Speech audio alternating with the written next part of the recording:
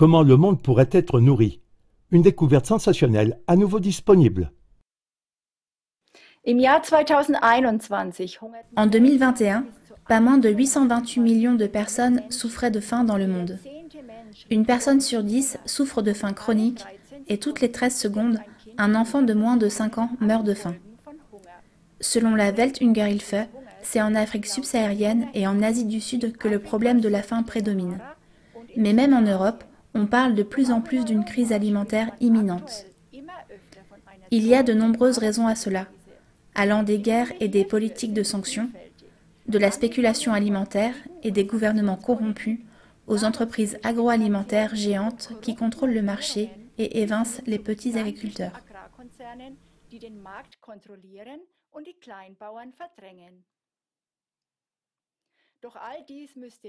Mais tout cela n'a pas lieu d'être. Il y a une découverte dans l'agriculture qui a juste besoin d'être exploitée. Avec la même quantité de terre et de travail, elle promet des rendements nettement plus élevés, et le tout sans génie génétique.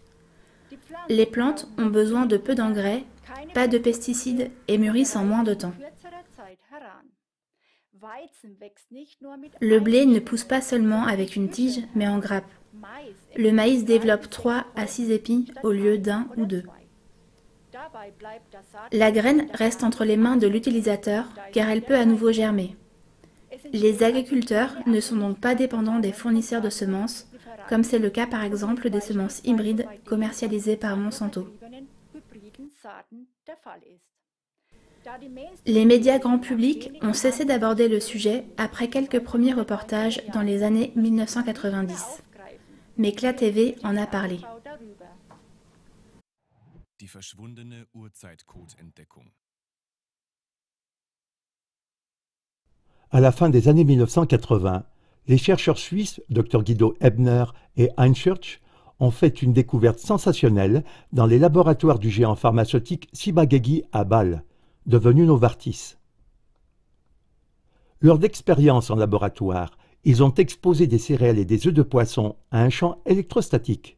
Résultat, étonnamment, des formes primitives ont grandi. Ces produits étaient plusieurs fois plus résistants et productifs que les plantes ou les poissons conventionnels ou génétiquement modifiés. Ils ont prospéré sans engrais, ni pesticides, ni médicaments. En tant que leader des fabricants de pesticides chimiques, Ciba-Geigy se retrouve désormais en conflit d'intérêts. Conclusion: la découverte repose dans les tiroirs de l'Office européen des brevets pour éviter les contrefaçons à l'extérieur de l'entreprise. En brevetant cette découverte révolutionnaire, le mastodonte des pesticides de l'époque, Ciba-Geigy, était effectivement propriétaire de la propriété et a pu contrecarrer toute autre recherche visant à continuer à tirer profit des produits phytosanitaires et des cultures génétiquement modifiées. Mais l'histoire ne s'arrête pas là, Dieu merci, car 10 ans plus tard, les brevets sont redevenus libres. Daniel Ebner, biologiste et fils de l'un des chercheurs, l'a acheté et a poursuivi les recherches avec son frère Christoph Nicunia Ebner. Ensemble, ils ont fondé l'Institut Guido Ebner pour soutenir et promouvoir de nouvelles recherches. Ils veulent mettre leurs résultats à disposition principalement dans les pays en développement, car les semenciers occidentaux comme Bayer y sévissent également, rendant les agriculteurs dépendants.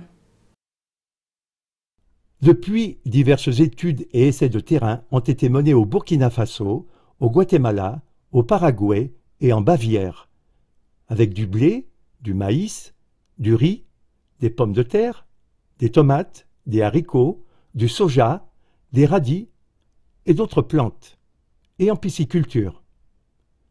Dans ces études, des connaissances supplémentaires sur l'effet primitif ont été acquises. En raison du temps de croissance raccourci des plantes, la culture est également possible dans les régions du monde où c'était auparavant difficile. Il s'agit par exemple des plateaux montagneux ou des régions froides, où la saison de croissance est courte. Cela rendra habitables d'autres régions du monde qui étaient auparavant presque désertes.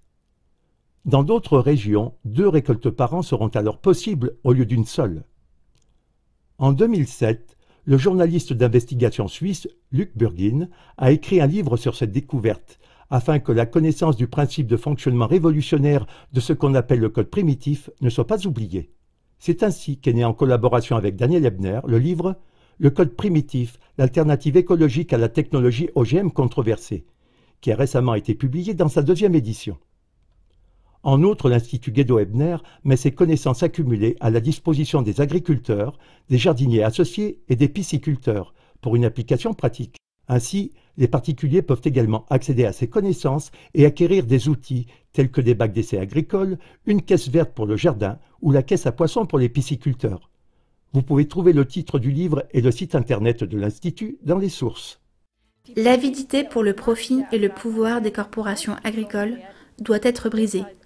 Alors parlez au plus grand nombre de cette découverte révolutionnaire, parce que l'approvisionnement alimentaire de nombreuses personnes dans le monde est actuellement en danger, bien qu'il existe un moyen d'augmenter considérablement la production alimentaire. Et cela sans génie génétique. Und das ohne Gentechnik.